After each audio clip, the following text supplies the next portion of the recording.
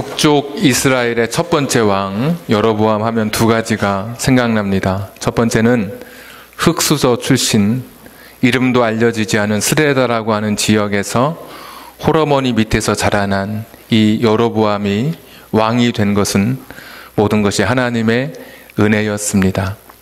하나님은 특별한 사람을 선택해서 특별한 일을 하게 하시는 것이 아니라 평범한 사람을 선택해서 특별한 일을 하게 하시는 그런 분이시죠.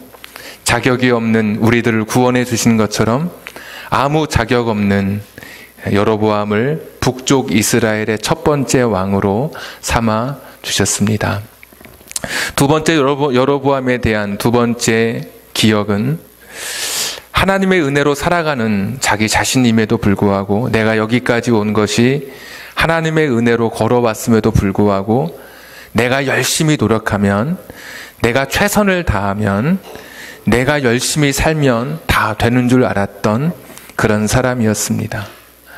그래서 자기의 왕위를 지키기 위해서 북쪽에 있었던 이스라엘 사람들이 남쪽 예루살렘에 있는 성전에 내려가지 않아도 되게 하기 위해서 만드는 것이 단과 베델에 신전을 만들고 금송아지를 만들어서 이것이 우리의 하나님이다. 너희가 굳이 저 남쪽 예루살렘까지 갈 필요 없이 이곳에서 예배 드리면 된다라고 이야기했었습니다.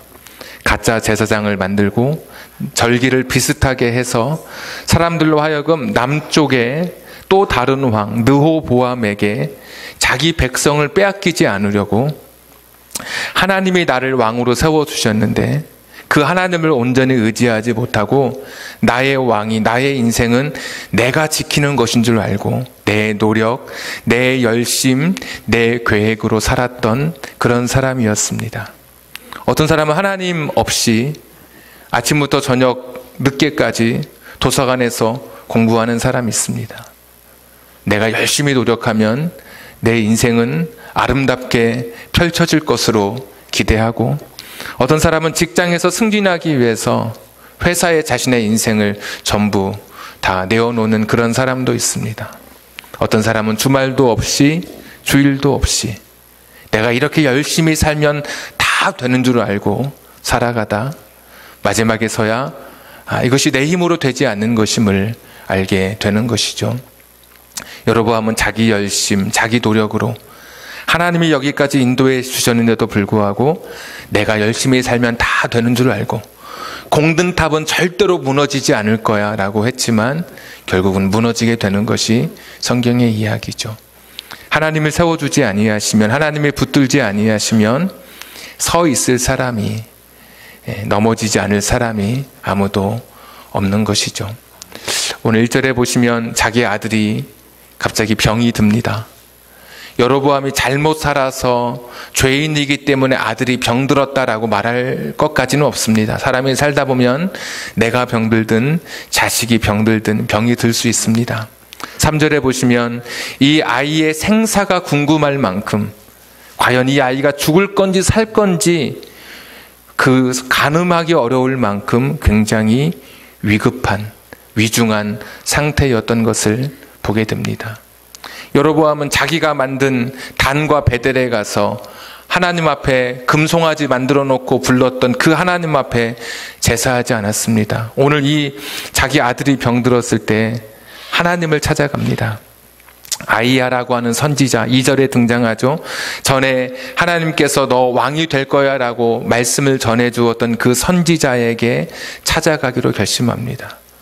자기가 이제까지 쌓아놓았던 세상의 것들, 단과 베델에 만들어 모든 것들이 아무 쓸모없는 것임을 이 고난, 갑작스러운 고난 앞에서 이 사람이 다시 한번 깨닫게 되는 것이죠. 내가 아무리 열심히 해도 내 노력, 내 열심은 사실 아무것도 아니지. 그리고 하나님을 향해서 이 사람이 찾아 나옵니다.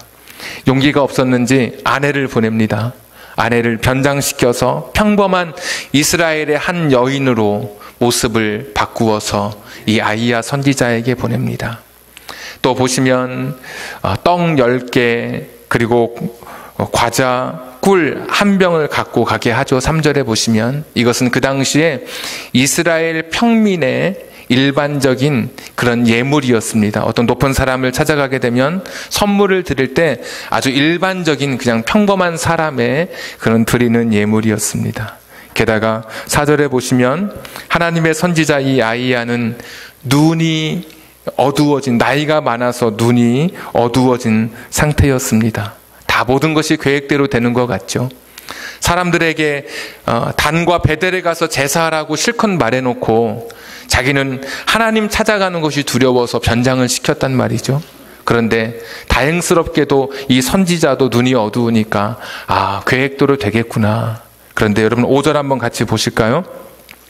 여호와께서 아이야에게 이르시되 여로보암의 아내가 자기 아들이 병들었으므로 내게 물으러 오나니 너는 이러이러하게 대답하라. 그가 들어올 때 다른 사람인 채 함이니라.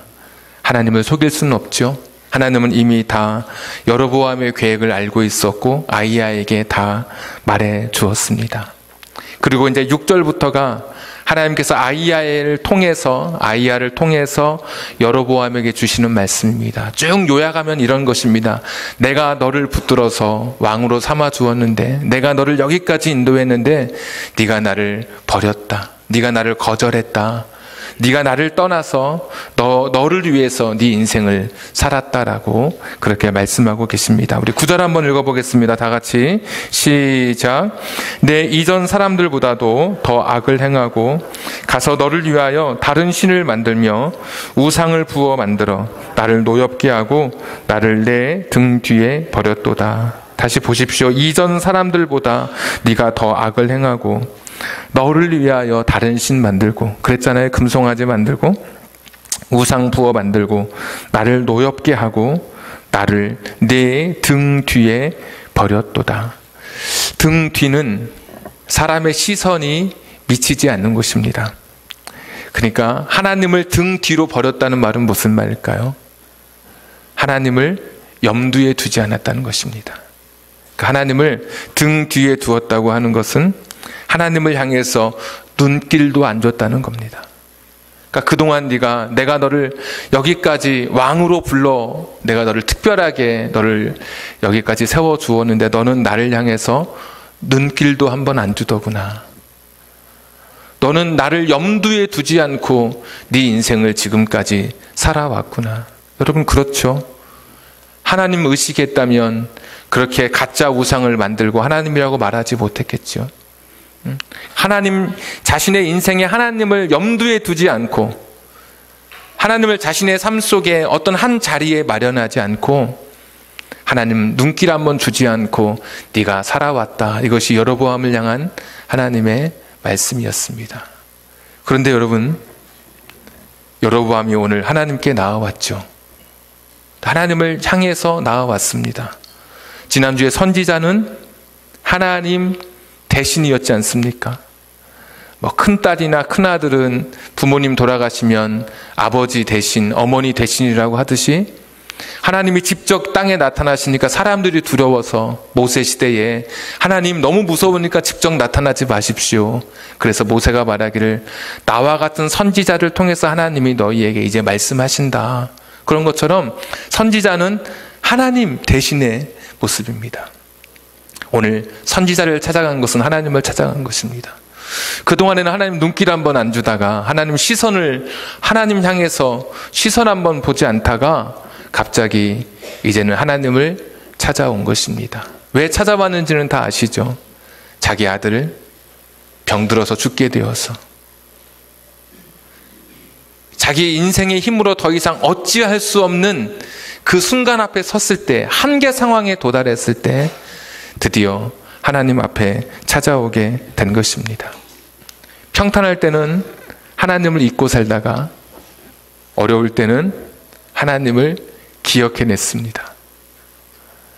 아무런 일이 없을 때는 내 마음대로 내가 살고 싶은 대로 살다가 하나님께 정말 눈길 한번 주지 않고 등 뒤에 버려놓고 살다가 인생의 고난의 밤이 찾아왔을 때 그때 하나님을 찾고 있습니다. 그러니까 자기 필요할 때 하나님 부르는 사람입니다. 자기 필요할 때 하나님을 써먹는 사람입니다. 이상한 사람이죠. 좀 특별한 사람이죠. 그런데 이런 사람이 너무 흔하다는 것입니다. 하나님은 여러분에게, 오늘 저에게 어떤 존재가 되십니까? 제가 말씀을 준비하면서 액세서리 이렇게 써놓고 나니까 정말 하나님을 그렇게 생각하는 분이 있을 수 있겠다 싶습니다.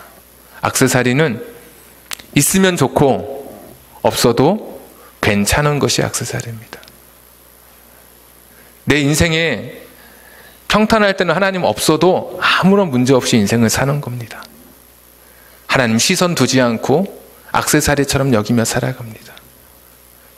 있으면 좋은 거고, 하나님 안 계셔도 내 인생에, 내 삶 속에 하나님 들어오지 않으셔도 사는데 불편함이 없으니까 그냥 그렇게 살아가죠. 또 어떤 사람은 하나님을 자판기처럼 생각하는 사람이 있습니다. 내가 돈을 넣으면 원하는 것이 나와야 합니다. 안 나오면 어떤 사람은 발로 막 차더라고요. 내가 기도하면 하나님이 원하는 것을 내게 주셔야 됩니다. 성공도 줘야 되고, 내가 기도하면 하나님은 무조건 내가 원하는 것을 내놓아야 되는데 합격도 내놔야 되고, 건강도 내놓아야 되고, 승진도 하나님이 그때그때 내놓아야죠. 안 내놓으면 하나님을 향해서 원망하고 불평합니다. 평소에는 하나님에 대해서 전혀 시선을 두지 않고 등 뒤에 버리고 있다가 내 인생이 어려운 때, 고난의 때, 내 힘으로 어찌할 수 없을 때, 절실하게 도움이 필요할 때는 그때 하나님을 찾는 사람, 이것이 여로보암이고 어쩌면 오늘 우리의 이야기일 수도 있습니다. 한국종교학회라고 하는 곳이 있습니다. 그러니까 벌써 이름을 들으면 대충 감이 오시죠. 한국의 종교를 연구하는 그런 곳입니다. 종교가 다른 사람들이 모이니까 아무래도 말이 많겠죠. 서로 대립되는 것도 많고.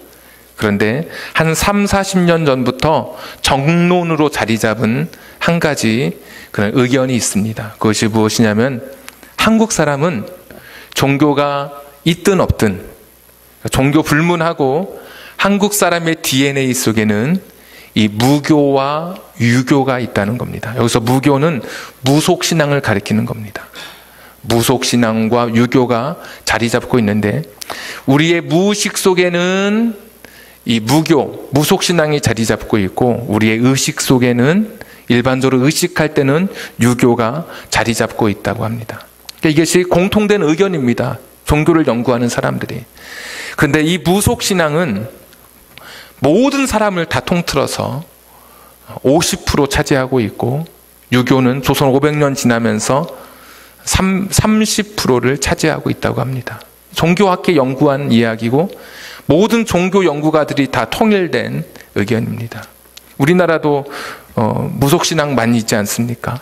문턱 밟고 올라서면 내려오라고 그러고, 베개를 이렇게 벽에를 세워놓으면 뭐라고 하고, 옛날에 아궁이 쪽으로 이렇게 머리를 하면 또 뭐라고 하시고, 한 20년 전에 있었던 교회에서는 그 백합화를 아름답게 그 권사님이 꽃꽂이를 했습니다. 근데 그 주간에 목사님 그 어머님이 이제 소천하셨습니다.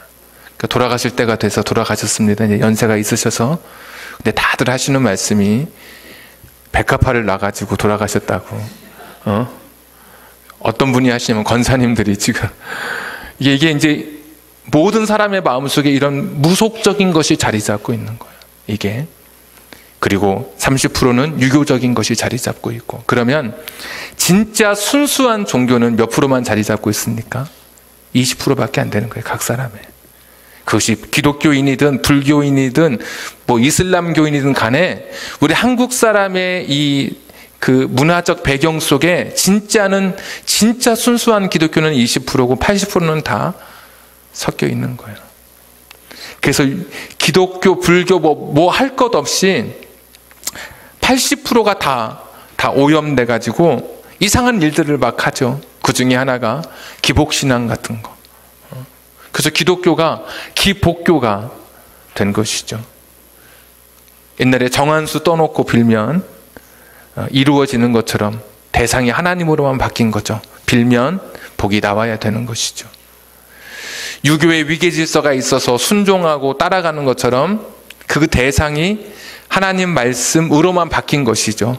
그렇게 순종하고 따라가는 것으로 바뀐 것뿐이지 우리의 의식 자체가 온전히 기독교 이 복음을 받아들이지 못했죠. 그래서 자꾸 우리의 마음속에는 이 20% 그것만 있고 나머지는 오염된 채 우리의 믿음 생활을 우리가 가지고 있습니다. 그래서 우리도 알게 모르게 우리 안에 계속해서 내가 필요할 때 구하면 다 이루어져야 되는 것, 복이 이루어져야 되고 축복을 받아야 되고 합격해야 되고 건강해야 되고 승진해야 되는 것이 이것이 어느새 우리 기독교의 전부가 다 되어버린 것이죠.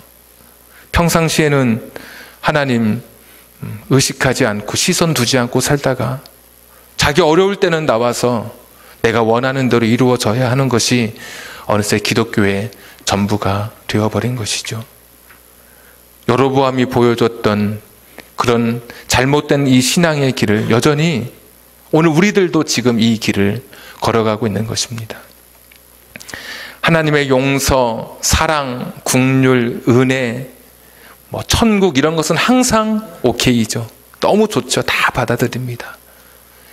그러나 성경에서 말하는 의로움, 거룩함, 헌신, 희생 이런 것은 우리가 다 피하죠. 다 멀리하죠. 정말 내가 하나님을 찾는 것이 오늘 아비야가 병들었을 때 찾았던 여로보암처럼 나의 필요를 위해서 평소에는 하나님을 전혀 생각도 안 하다가 내가 무엇인가 내가 필요할 때만 찾는 것처럼 나의 요구, 내가 원하는 것을 이루는 그런 도구가 하나님은 아닌지 오늘 이 말씀을 통해서 우리가 우리 자신들을 돌아봐야 하죠. 우리는 하나님을 섬기는데 내가 만든 하나님을 섬깁니다. 내가 하나님을 만들어 놓고 그 하나님을 섬깁니다. 어떤 신학자는 우리 한국의 기독교는 하나님이 우상이 돼버렸다 이렇게까지 이야기합니다. 진짜 하나님이 아니라 내가 만든 하나님을 섬기고 있는 거예요. 위급할 때 내가 하나님을 찾고 그럼 하나님은 거기에 대한 답을 내놓아야만 하는 그런 분으로 우리가 하나님을 섬기고 있는 것이죠. 진짜 기독교는 무엇입니까? 진짜 기독교는 우리가 말하는 현세의 축복과는 사실 거리가 멉니다. 예수님도 그런 길을 걷지 않으셨고 제자들도 그런 길을 걷지 않았습니다. 예수님은 숫자에 관심이 없으셨죠.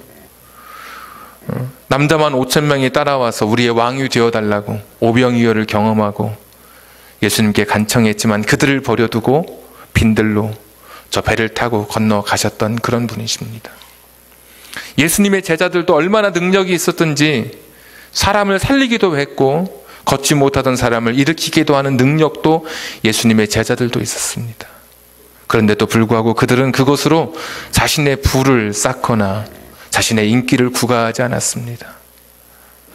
사마리아의 복음을 전했던 빌립은 지금 우리나라의 그 어떤 전도자보다도 더 위대한 복음의 능력을 아주 유명한 설교자로 이름을 떨쳤던 그런 사람이었습니다. 하나님께서는 그로 하여금 광야로 가게 하셔서 이디오피아 내시 한 사람을 만나게 하십니다.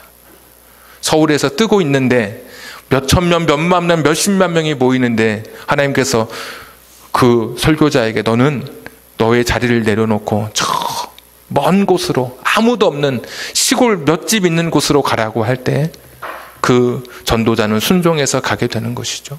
그러니까 하나님은 숫자에도 관심이 없고 하나님은 이 땅에서 우리가 가지고 있는 현세의 복에 그것을 우리에게 주려고 그것이 우리의 전부가 된다고 말씀하신 적이 없습니다. 산상수훈에도 우리가 좋아하는 복, 팔복에 대한 이야기가 나오지만 그것도 현세적인 복은 하나도 없습니다. 다 영원한 복, 하늘나라를 통해서 얻는 복을 우리에게 말씀하시는 것이지 이 땅의 것에 대해서 우리에게 그것을 사모하라거나 그것이 우리의 신앙의 전부라고 말씀하신 적이 없습니다. 그럼 우리는 아무것도 없는 것인가? 우리 기독교는 그러면 세상 사람들처럼 무속신앙과 유교로 다 되어 있고 이제 20% 남아있는 우리들은 그러면 이 세상에서 아무것도 구하지 않고 살아가는 것인가? 그렇지 않습니다. 이미 하나님께서는 우리에게 사실 다 주셨습니다. 그것이 뭐냐면 십자가입니다. 더 큰 것이 없는 거죠. 이미 주실 것을 다 주셨어요. 아무것도 자격 없던 우리가 하나님의 호의에 의해서 구원받게 된 이것보다 더 큰 선물이 사실 어디 있습니까? 나 같은 사람을 기억해 주셔서 왜 내가 여기 와 있는지 모르지만 내가 하나님을 하나님이라 부를 수 있는 마음 주신 것, 그렇게 나로 하여금 하나님의 자녀가 되게 하신 것보다 더 큰 선물이 사실 어디 있습니까? 이 세상의 이 세상의 건강, 이 세상에서 얻는 것들은 다 잊혀지는 겁니다. 다 썩어지는 겁니다, 여러분. 지금 아무리 돈이 많아도 몇 세대가 지나가면 그냥 한 줄 이름만 나올 뿐이지. 이 땅에 그 썩어질 그것을 주신 것이 아니라 하나님은 우리에게 영원한 것을 주신 것이죠. 그러니까 내가 십자가의 은혜, 내가 이 구원의 은혜, 하나님의 자녀가 됐다는 것, 이 큰 선물은 이 세상에 다른 것을 다 구하지 않아도 될 만큼, 그 무엇과도 비교할 수 없을 만큼 하나님의 전부를 이미 우리에게 다 주신 것입니다. 바울은 이것을 알았기 때문에 자기가 명문대학을 나오고 굉장히 좋은 가문에서 출생하고 아버지가 굉장히 부자여서 어려서부터 예루살렘으로 자기를 유학시켰고 헬라어에 능통했고 유대적 사고에도 철저했던 바울이었지만 예수님의 십자가를 마음속에 간직하고 나서는 그는 그렇게 고백합니다. 나는 다른 이 세상의 모든 것은 십자가와 비교할 때 나는 배설물로 여긴다고. 하나도 그것이 아깝지 않다고. 그것이 내게 결코 중요한 것이 아니라고 이야기하는 것이죠. 오늘 우리가 중요하게 생각하는 것들, 오늘 내 앞에 있는 내가 지금 막 이루고 싶은 것들, 심지어 평소에는 하나님을 등 뒤에 버려두어서 눈길 한번 안 주던 우리들이 어떤 순간에는, 결정적인 순간에는 나와서 하나님의 이름을 의지하며 무엇을 달라고 하는 그것조차도 이미 그것을 초월하는 것을 우리는 다 받은 사람들입니다. 첫째는 하나님을 사랑하되 역경의 때, 고난의 때만 하나님을 찾는 것이 아니라 평탄할 때, 순경의 때 하나님을 찾고 하나님을 의지하는 겁니다. 자, 기독교는 구하는 종교가 아니라 같이 살아가는 종교이죠. 예수님을 아는 종교가 아니라 사실은 예수님을 믿는 종교도 아니고 예수님과 함께 사는 종교, 함께 사는 것, 이것이 복음이고 기독교의 핵심인 것이죠. 아버지와 같이 있는데, 내가 하나님의 자녀가 되었는데 더 뭘 구하고 더 가질 것이 없는 것이죠. 그래서 여러분, 고난의 때만이 아니라, 역경의 때만이 아니라 평탄한 때, 순경의 때 하나님을 늘 기억하고 하나님과 함께 사시길 바랍니다. 두 번째는 지금 여러분이 간절하게 구하는 그것조차도 이미 더 큰 것, 더 큰 가치를 구하고, 내가 기독교인으로 지금 내가 하나님이 기뻐하는 것이 무엇인지, 정말 하나님 이 성경의 본질이 무엇인지를 다시 한번 성경을 잘 읽어보면서 기복신앙에 물들어 있는 이 시대에 20%니까 점수로 따지면 20점이라고 치면, 예를 들면 내가 기독교 아닌 것, 내 안에 불순물 아닌 것들을 자꾸 빼내면서 정말 기독교로 30점, 40점, 100점에 이르러 가는 것이, 이것이 기독교인의 성숙이고 우리가 걸어가는 그 삶의 목표인 것입니다. 거길 향해서 가는 겁니다. 별로 인기 없죠. 사실 이런 그 순례자의 길에는 사람들이 별로 붙지 않습니다. 복도 좀 가미되고 치료도 좀 일어나고, 요즘 힐링이 또 중요하니까 힐링이 있는 그런 좀 프로그램도 좀 있고, 이런 길에는 많은 사람들이 이렇게 그 길에 동행하게 돼서 큰 무리를 이루게 되죠.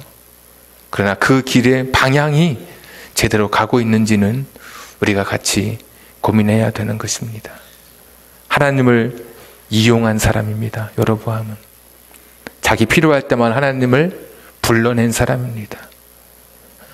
자기 급할 때만 하나님을 써먹는 사람입니다. 마지막 한 가지만 더 말씀을 드립니다. 오늘 내가 급해서 왔는데, 오늘 내가 내 인생이 너무 간절해서 왔는데, 오늘 이 메시지를 듣고 내가 하나님 앞에 낯이 없어서 난 기도하지 못하겠어. 혹시 이런 분이 계실까봐 높아심에 말씀드립니다. 오늘 여로보암이 하나님을 이용해서 망한 게 아닙니다. 오늘 여로보암이 하나님을 자기 필요할 때 써먹어서 망한 게 아니라 사실은 하나님께 돌아보지 못해서 망한 거죠. 여로보암은 자기가 사는 길은 변장하지 않고 오는 길이었습니다. 아내를 보낼 게 아니라 자기가 와야죠. 변장하지 않고 자기의 마음을 열고 하나님 앞에 내가 잘못 살았다고 자신의 길을 회개하면서 돌아왔어야죠. 그러면 아마 어떻게 달라졌을지 모릅니다.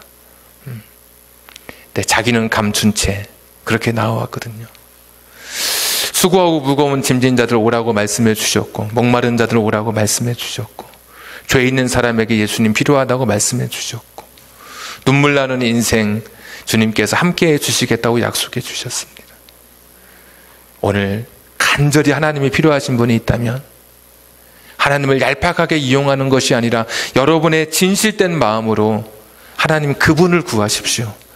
그분이 주시는 선물이 아니라 하나님 그분을 구하면, 그분이 우리 가운데 오시면 지금 여러분의 간절한 문제도 하나님의 인도하심을 받게 될 것입니다. 우리 같이 복음성가 한 장 찬양하고 오늘 기도하겠습니다.